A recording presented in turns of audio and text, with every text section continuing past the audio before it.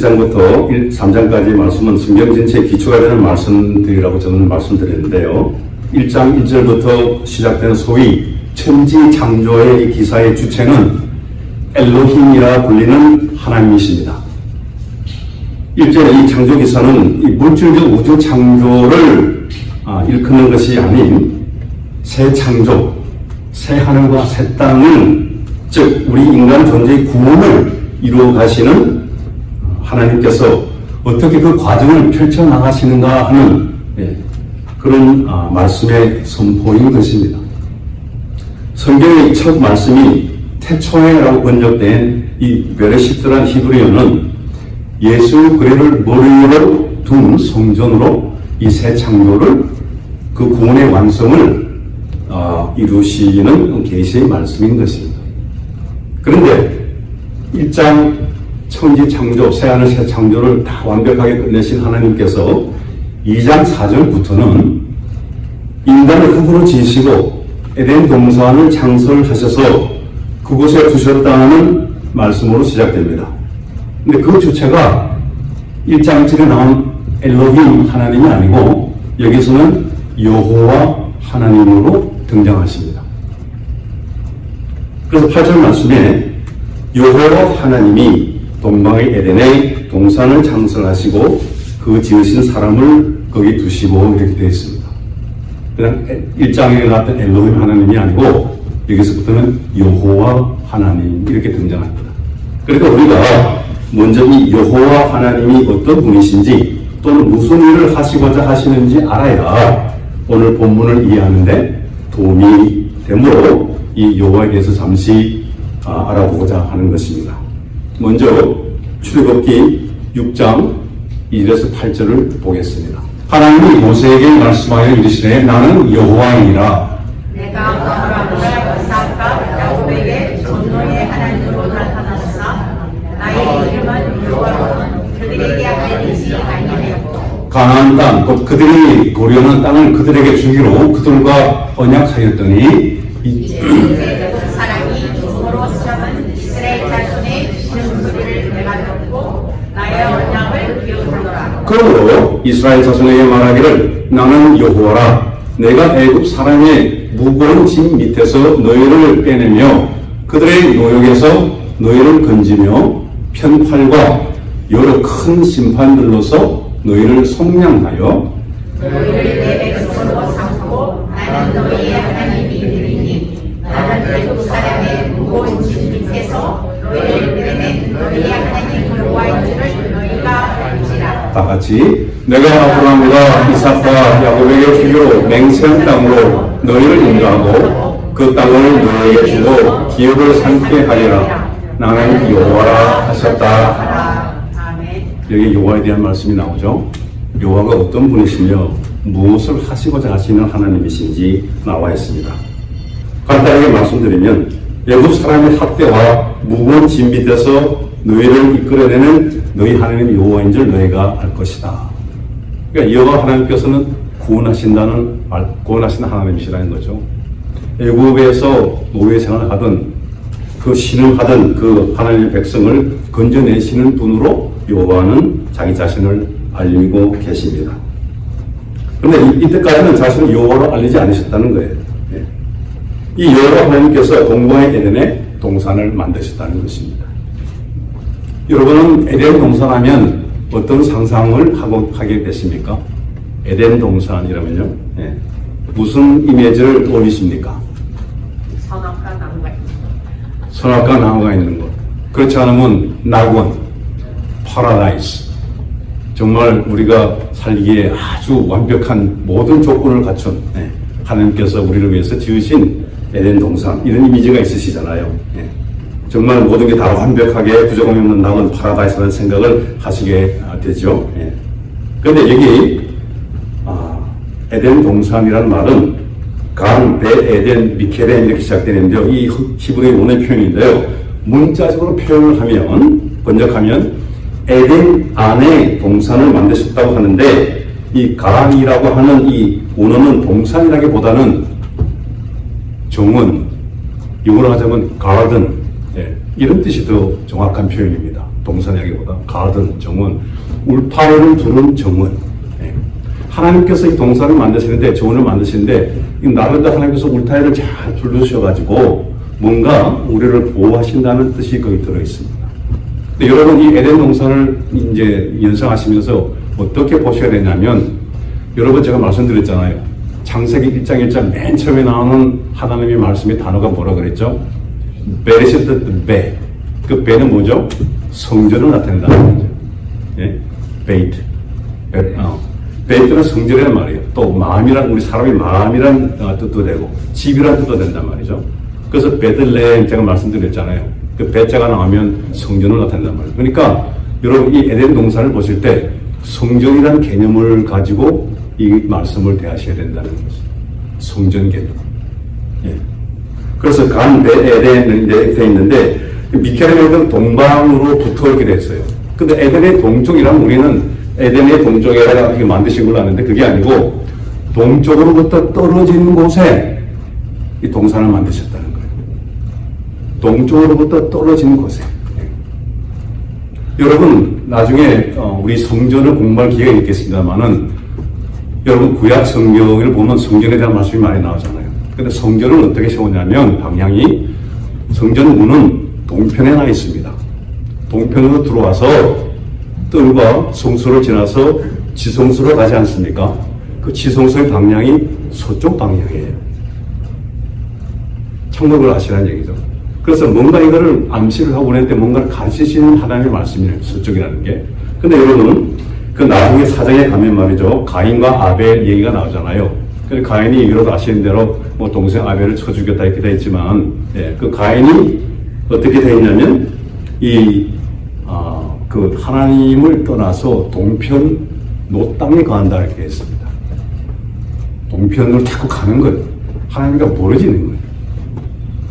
그리고 11장에 가면 여러분 아시는 대로 사람들이 막 흩어지기 시작하는데 동편으로 가다가 신할 땅 평지를 만나서 바벨 탑을 세우는 얘기가 나옵니다. 그러니까 동쪽으로 자꾸 가는 거예요.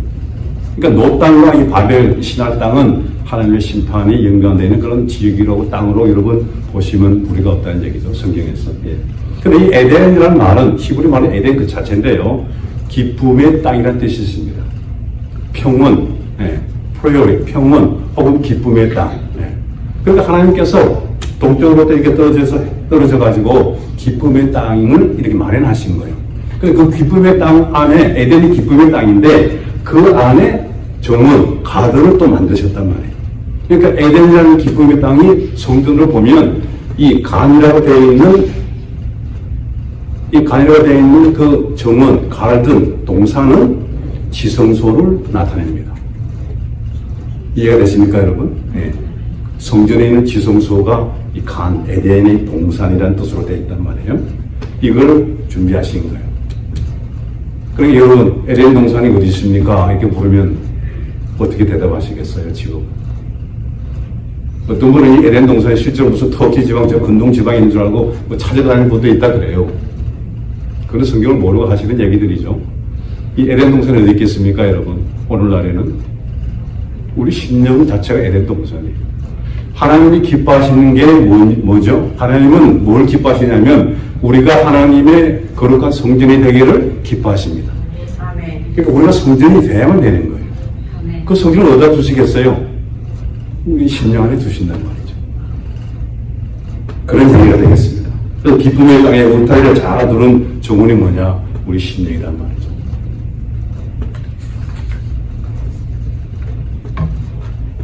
그래서 이 에덴 동산은 하나님의 성전으로서 우리 자신을 그려내는 상징으로 보아야 할 것입니다. 그래서 성경에서 동쪽은 반드시 이제 좋은 의미를 나타내는 것은 아니죠. 그런데 여러분 참 재미있게도 불교에서 가르치는 말 중에 서방정토라는 말이 있어요. 이거 들어보셨습니까? 서방정토. 서쪽으로 계속 가면 깨끗한 땅이 있다. 금락 세계가 있다. 그분들의 개념은 그렇게 잡혀 있어요. 그래서 이게 서쪽 방향이라는 게 우리 기독교 신앙이나 불교에서 같은 서쪽으로 뭔가 사람들이 뭔가 깨달음이 있는 것 같아요.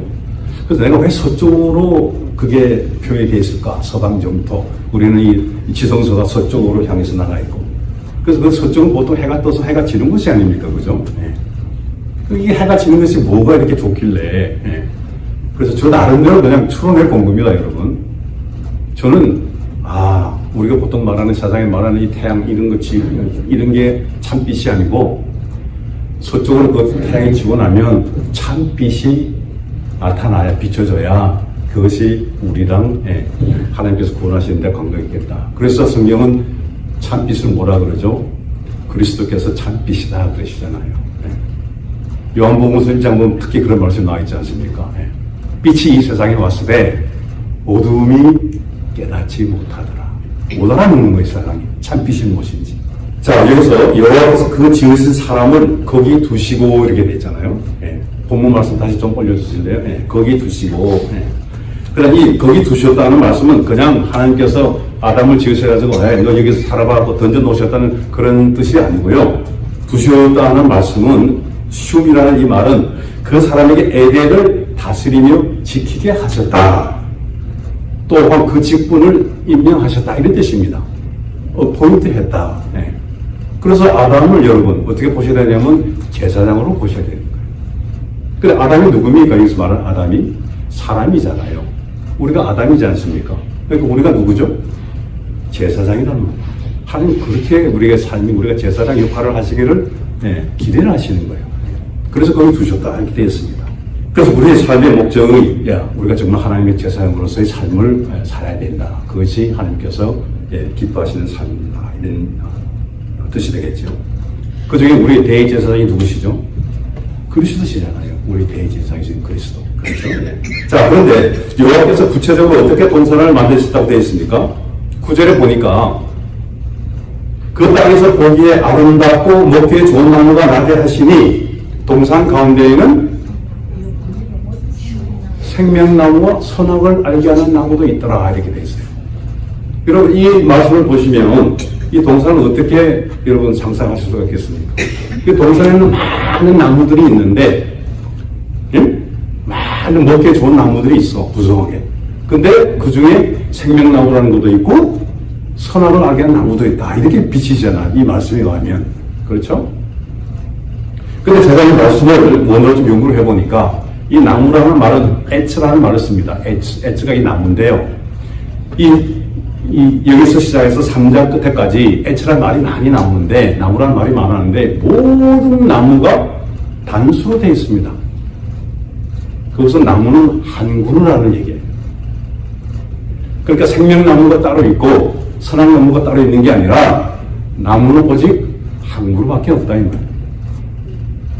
근데 그 나무가 동산 중앙에 이렇게 심겨져 있는데 그게 생명나무로 심겨져 있는데 왜 생명나무와 선악을 알게 하는 나무도 있다 이렇게 되어 있냐면 해석이 해석보다도 이게 번역 성경이. 그런데 이 먹기에 좋은이란 아칼이라는 말은 양식이란 뜻입니다. 양식 우리가 먹는 양식 먹기에 뭐 이렇게 되는 것 양식이란 뜻인데요. 그러니까 그것은 다시 말하면 여기에 심어놓으신 이 생명나무라는 것이 양식으로 먹기에 좋은 나무다. 즉, 이 나무만이 오로지 먹을 양식이다. 이런 뜻입니다. 우리가 먹을 양식이 뭐죠? 생명나무 그 자체가 우리가 먹을 유일한 양식이다. 이런 뜻이란 말이에요. 근데 왜 이게 생명나무와 선악을 알게 하는 나무로 되었을까요? 그래서 이 선악을 알게 하는 나무라고 번역된 것은 직역하면 선악, 지식, 나무. 이렇게 되어 있거든요. 선악, 지식, 나무. 그래서 이걸 제대로 번역하면 여호와 하나님이 그 땅에서 나게 하신 보시기에 아름답고 참된 양식인 생명나무는 선악을 알게 하는 나무로 있더라. 이렇게 하는 게 정확한 번역입니다. 이 생명나무로 하나님께서는 세워놓으셨는데 그것이 또 선악을 알게 하는 나무로도 있을 수가 있다. 이런 얘기죠. 원래는 한국의 생명나무인데 그것을 생명나무로 취하지 않으면 생명나무가 아닌 선악지식 나무가 된다는 그런 뜻입니다. 그래서 이 여호와 하나님께서 우리를 위해서 그 동산 중앙에 이렇게 만들어 놓으신 이 생명나무를 생명나무로 우리가 취하지 못하고 그것을 선악나무로 잘못 취하게 되면 우리에게 영생을 허락하시려는 그것이 이루어지지 않는다는 얘기가 됩니다. 그러니까 우리 인생이 영생이 될 수가 없다. 그 인생은 그 인생으로 끝나. 예. 그러니까 이 생명나무를 우리가 제대로 먹어야 된단 말이죠. 그래서 16절에 지금 이제 여기서 또 이제 건너뛰어서 15장부터 제가 했는데 그 10절부터 14절까지 보면 4개의 강 얘기가 나옵니다, 여러분. 성경을 잘 아시겠지만 4개의 강 얘기가 나와요. 이 사이에 그 나무 얘기 또 나오고 또 나무 얘기 나오는데 그 사이에 이제 강 4개 강이 4개의 강을 얘기했어요. 성경에 보면 제가 그걸 건너뛴 이유는 다른 게 아니고 그것을 다 다루려면 시간이 도저히 부족해서 그 강 얘기는 제가 수요 말씀 때 제가 자세히 풀어서 또 말씀을 드릴 거예요. 여러분 관광하다가도 어떤 때 보면 그런 게 있잖아요. 일정한 딱 코스를 다니는데 관광 가이드가 있다면 그런 얘기 하잖아요. 여러분 중에 특별히 원하시면 이건 옵션인데 조금만 더 가면 아주 아름다운 곳이 많아요. 근데 그걸 가시려면 엑스트라로 또 차지도 하고 뭐 그렇게 하는 때가 있잖아요. 그럼 어떤 분들은 에이 나는 됐어 하고 안 가시는 분도 있고 어떤 분들은 재밌게 한번 가보자 하고 가신단 말이에요. 그래서 16절에 여호와께서 명하시는데 각 동산 각종 나무의 실과는 내가 이모에 먹되 선악을 알게 하는 나무의 실과는 먹지 마라. 내가 먹는 날에는 정령 죽으리라. 이렇게 말씀이 되어 있습니다. 이 말씀 오늘 말씀 핵심이 된 주제 말씀인데요. 이 말씀 때문에 지난 2000년간 이 교회 역사를 통해 볼 수 있는 것은 하나님의 말씀이 올바로 해석되지 못해가지고 하나님을 잘못 이해하고 알게 되고 또한 우리 신앙생활에 있어서 은혜의 복음이 왜곡되는 결과를 많이 초래했습니다. 자, 우리는 생각하기를 그렇게 아름답고 살기 좋은 파라다이스 동산을 만드셨다면 즐겁고 행복하게 우리를 살게 하실 것이지 왜 선악과를 만드셨나? 또한 이왕 만드셨으면 저 한쪽 구석진데 좀 잘 이렇게 심을 것이지 왜 눈에 잘 띄는 동산 중앙에다가 그걸 놓으셔가지고 우리를 왜 시험받게 하셔가지고 그걸 먹고 우리게 그 아담 하와가 잘못 먹다 먹어가지고 우리까지 이렇게 생고생하게 만드나? 저도 처음에 그렇게 생각을 많이 했습니다. 이 선악과를 먹지 마라. 먹으면 반드시 주고 하시면서 책임 추모하시는 하나님이시라면 그 하나님이 사랑의 하나님으로 다가오십니까, 여러분에게? 성경은 하나님은 사랑이시다 이렇게 결론을 내주시는데 이런 모습이 사랑의 하나님으로 다가오시냔 말이에요. 보고 있다가 먹는다 안 먹냐 이러면 보고 있다가 너 먹었어? 너 죽어. 이런 하나님으로 다가오시면 어떡하냐 말이에요. 여러분 그런 하나님 믿고 싶으면 많이 드십니까? 이 선악 문제를 해결하기 위한 그래서 방편으로 많은 신학자들이 나름대로 해법을 넣어놓은 것이 있어요. 그것을 뭐라 그러는지 아십니까, 여러분? 순종이라고 해요, 순종. 야, 이거 봐. 하나님께서 우리를 위해서 이 동산 모든 것을 마음껏 먹으라 그러셨는데 딱 한 가지 제한을 두신 것은 이 선악과만 먹지 말아라. 근데 그것만 먹을 게 이렇게 많이 있는데 그것만 안 먹으면 될 거를 왜 그걸 먹어서 하나님 말씀에 순종하지 않아서 그렇게 되냐 말이에요. 그래서 하나님께서 이 선악과를 만드신 이유는 우리 인간들이 순종하나 하지 않나 테스트 하시기 위해서 만드셨다. 이런 어프로치를 합니다. 여러분 어떻게 생각하세요? 그럴듯한 어프로치 같아요? 그 해석이? 그래서 이것만 지켜 순종하면 영원히 잘 살 것인데 안 먹이면 될 것을 어기고 먹음으로 죄가 세상에 들어오고 우리는 죽을 수밖에 없는 존재가 되었다는 것이 전통적인 신학적인 견해입니다. 여러분도 아마 저도 그렇게 배웠고 여러분도 그렇게 배우고 신앙생활 해오셨을 거라고 생각합니다. 그런데 자 여기서 말하는 먹지 마라, 먹으면 죽는다, 하라, 하지 말라. 여러분 가정과 직장에 다 뭐가 있어요? 규칙들이 있잖아요. 규례가 있잖아요. 우리 모데스토 교회도 보니까 내규란 게 있더라고요. 다 그거. 사회에서는 우리가 지켜야 할 법이 있지 않습니까?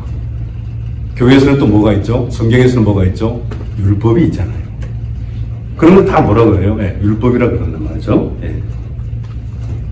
규례, 법, 율법. 성경도 그래서 율법으로 보시느냐, 생명으로 보시느냐. 그게 이렇게 갈리는 겁니다. 그래서 이 견해의 잘못된 점은 뭐냐? 자, 그렇다면 우리가 그 한 가지 딱 지켰다면 영생을 얻을 수 있다 이렇게 보시는 거 아니에요?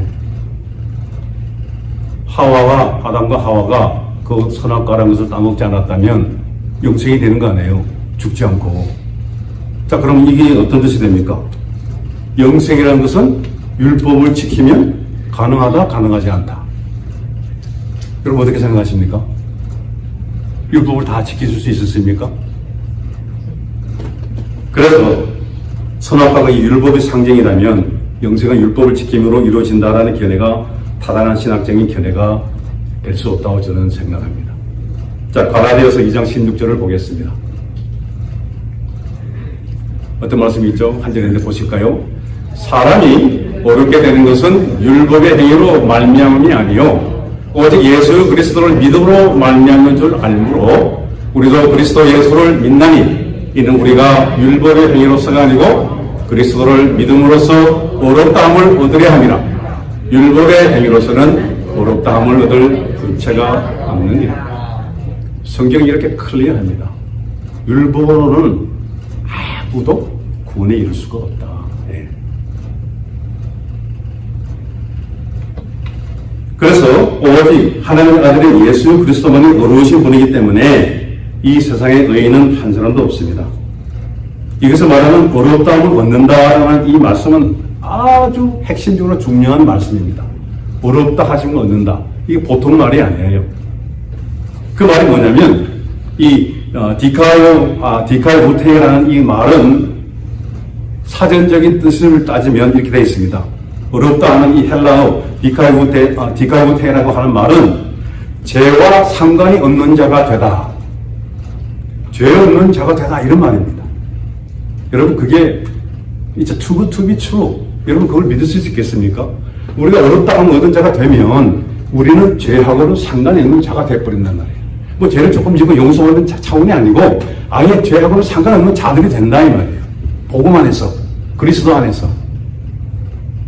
히브리서 4장 15절 말씀 보면 이런 말씀이 있어요. 예수님은 모든 일에 우리와 한결같이 시험을 받은 자로 돼 죄는 없으시다 이렇게 됐습니다. 이 죄는 없으시다 할 때 이 죄 없인 상태가 우리가 어렵다함을 받았다는 뜻과 똑같은 말씀이에요. 이 말씀은 우리가 그리스도 같은 존재가 된다 이 말입니다. 하나님께서 우리에게 허락하시는 복음의 능력이 그렇단 말이에요. 이렇게 어렵다함을 얻은 자들을 뭐라고 불러요? 성경에서는 성도라 그러는 거예요. 그러니까 성도란 말이 엄청나게 귀한 말이에요. 여러분 다 성도님들이시다 말이죠. 예. Saint, 이 성도란 말이 간단한 말이 아니에요.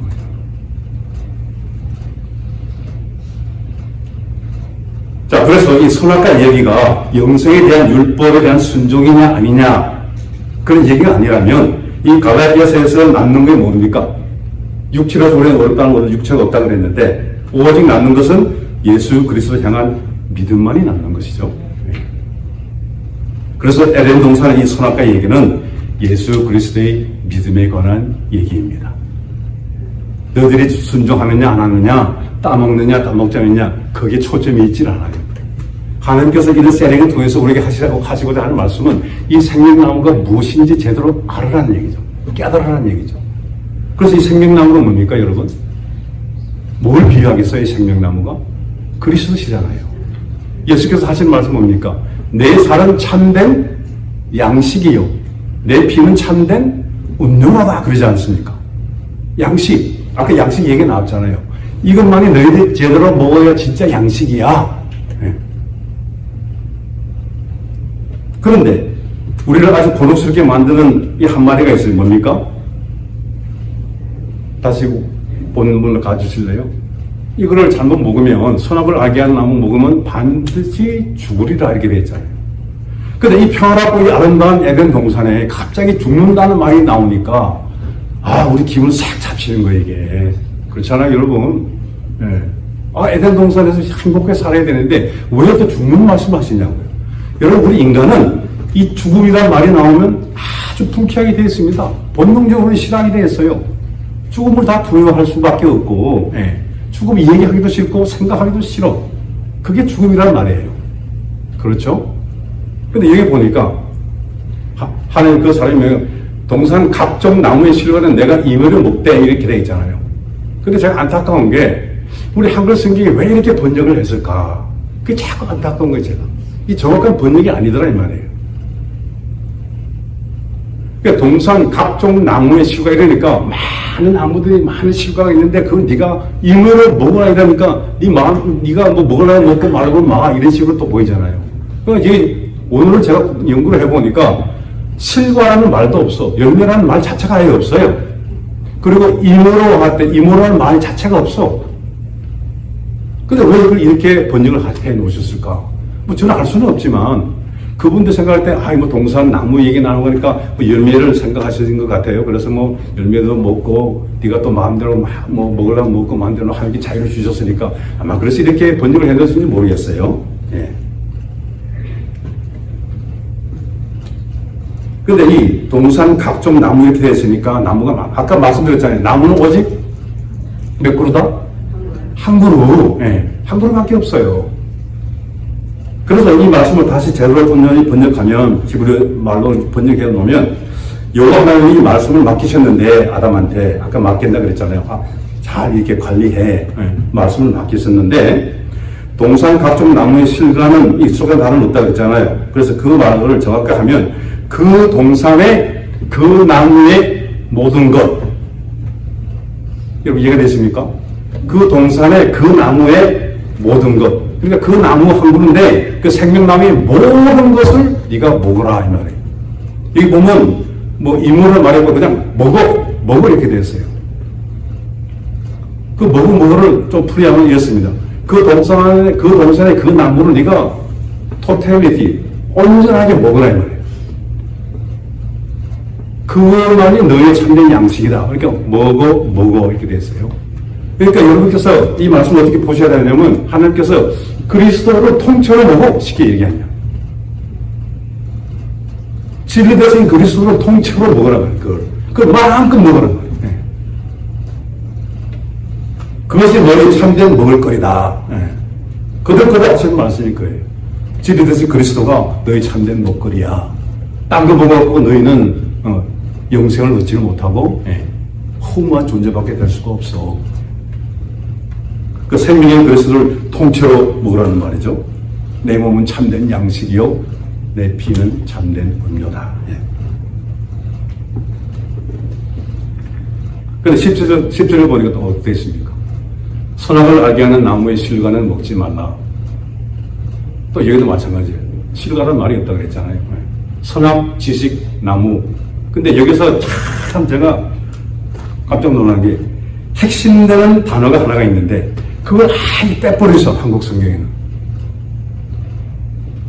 히브리 말로 민메누키라는 말이 있는데 그 말은 뭐냐면 무엇으로부터 이런 말입니다. 그러니까 이 17절 말씀을 제대로 해석하면 선악을 알게 하는 나무로부터는 먹지 마라 이 말이에요. 여러분 이해됐습니까? 생명나무가 있는데 그걸 너네 선악나무로 취해서는 먹지 마. 선악나무로부터는 먹어서는 안 돼. 그런 말씀이거든요. 그리고 또 내가 먹는 날에는 이렇게 정령 죽으리라 하시니까 선악과 먹으면 죽는 것처럼 돼 있잖아요. 저 말씀이. 그렇습니까? 그렇지 않습니까? 저렇게 17절 보니까 우리가 선악과를 먹었기 때문에 네가 먹으면 정령 죽으리라 이렇게 보이잖아요. 거기도 먹을수로부터 말을 또 뺀 거예요. 그러니까 이 말을 오히려 까꾸로 한 거예요, 여러분.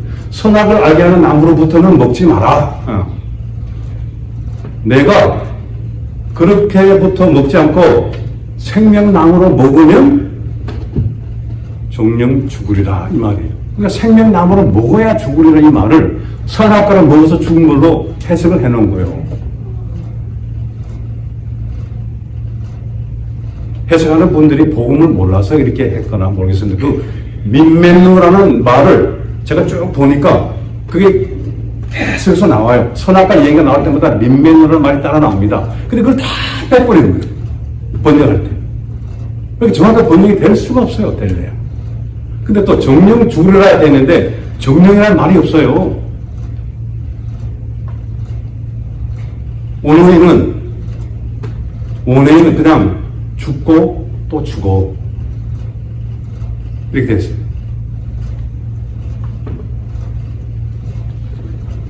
모트, 타무트 이렇게 됐습니다. 모트는 말이 죽는다는 말이고 그 뒤에 나오는 말 중에는 또 모트인데 앞에 타자가 붙었어요.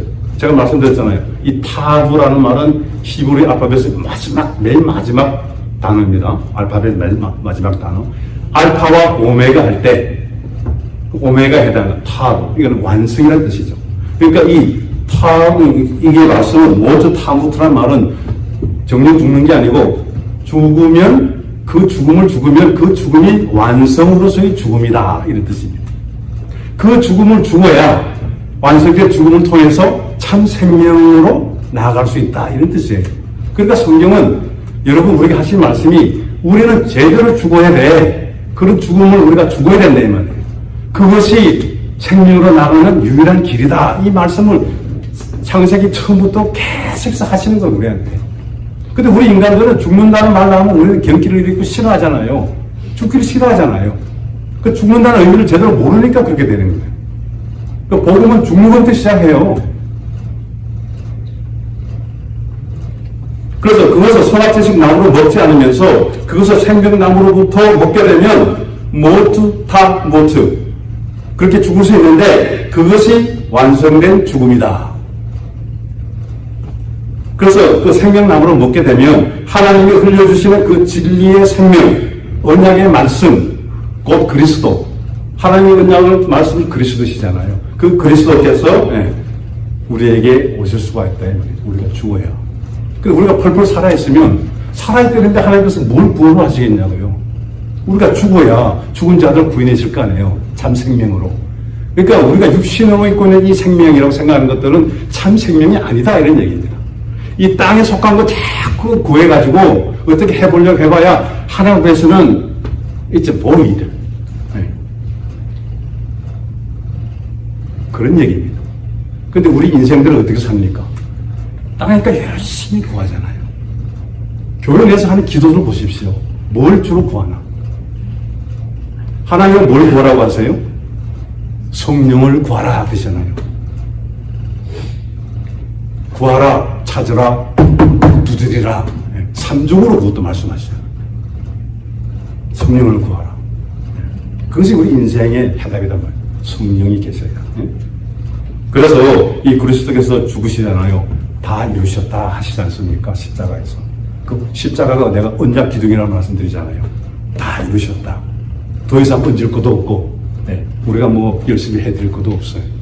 하나님께서 완전히 이루신 것을 우리는 감사함으로 믿음으로 받아들여서 그 영생을 이미 이 땅에서 누리면서 시작해야 그것이 온전한 삶이 되는 거예요.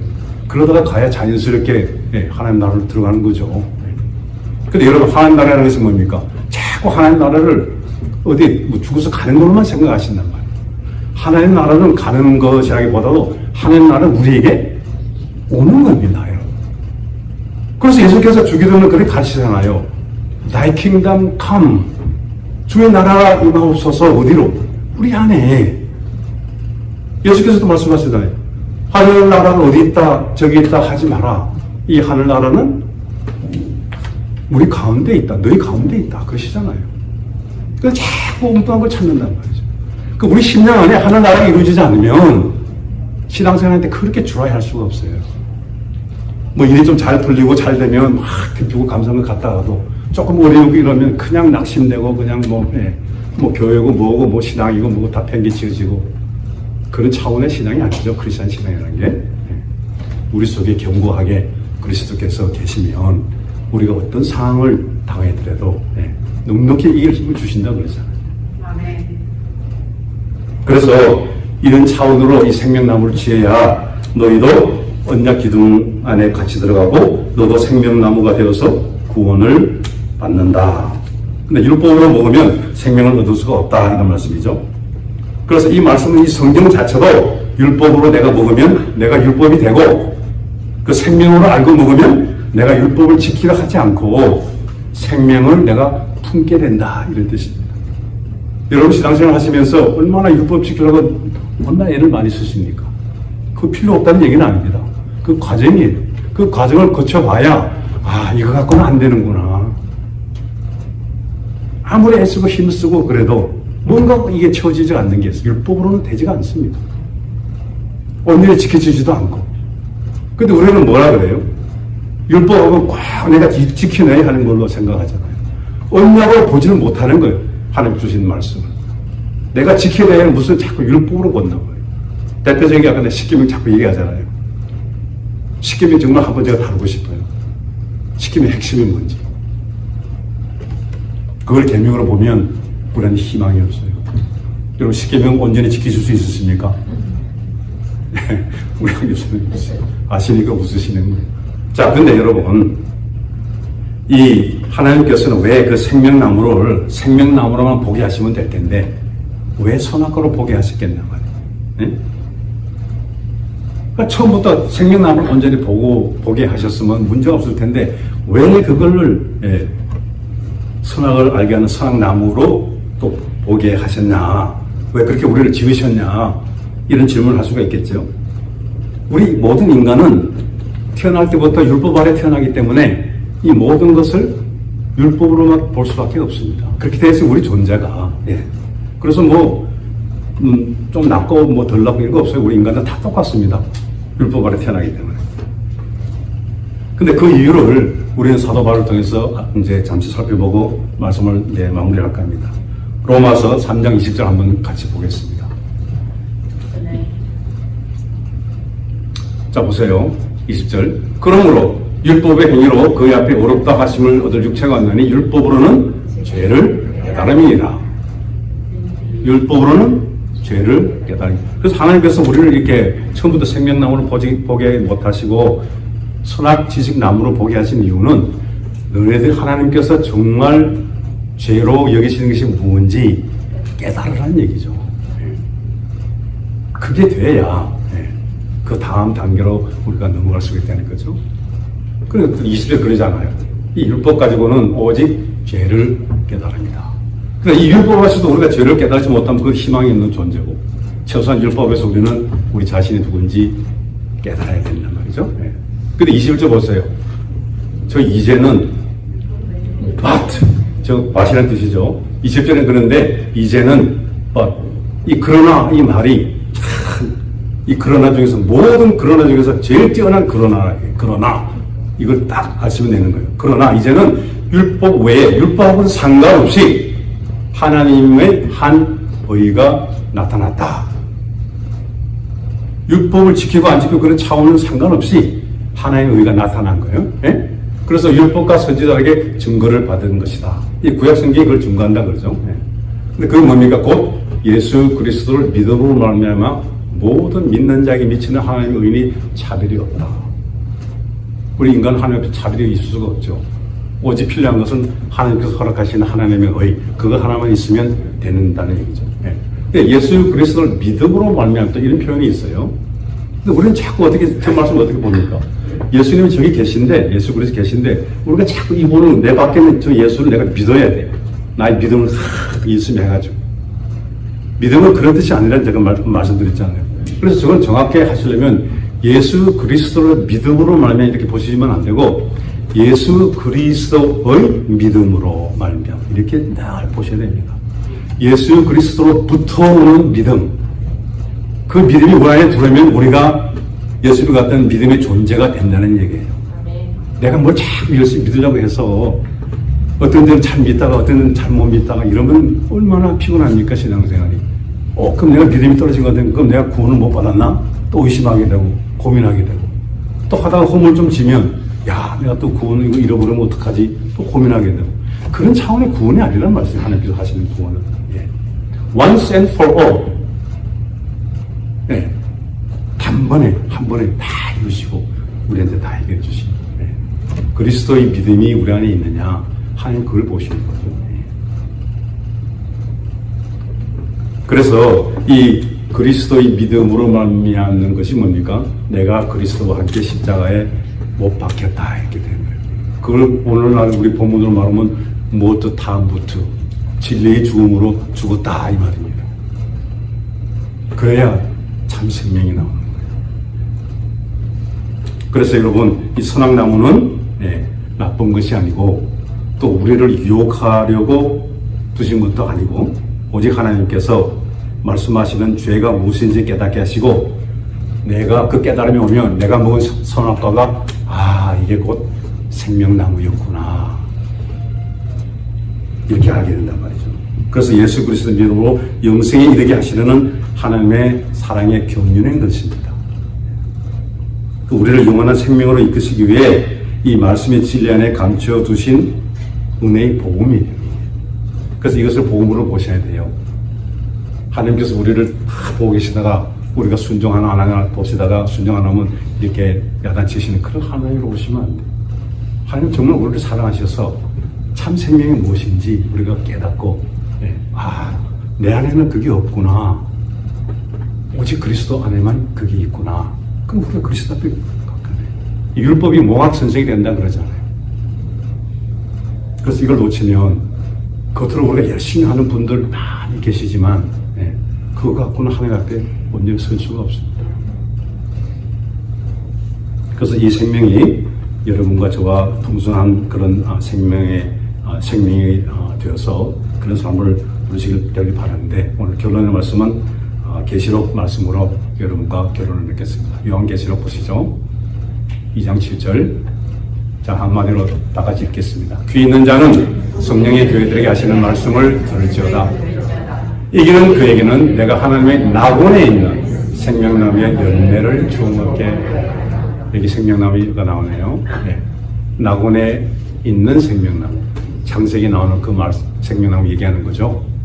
계속해서 결론을 내주신단 말이에요. 자, 그럼 마지막 22장 1절 2절.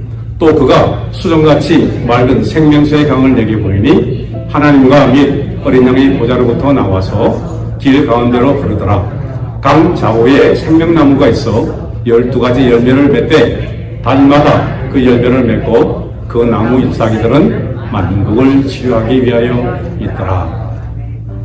창세기 2장에 나왔던 그 동산 생명나무가 사라졌는데 여기 다시 등장하는 거예요.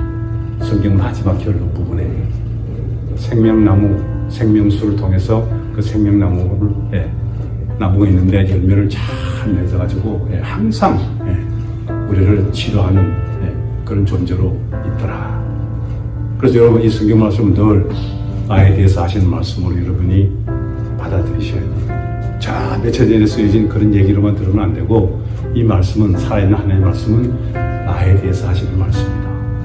그래서 이 말씀은 시간과 공간을 뛰어넘는 하나님의 말씀인 것입니다. 아무쪼록 이 풍성한 이 생명나무의 은혜가 저와 여러분의 삶 속에서 늘 흘러넘치는 그런 축복이 임하기를 주의 이름으로 축원합니다.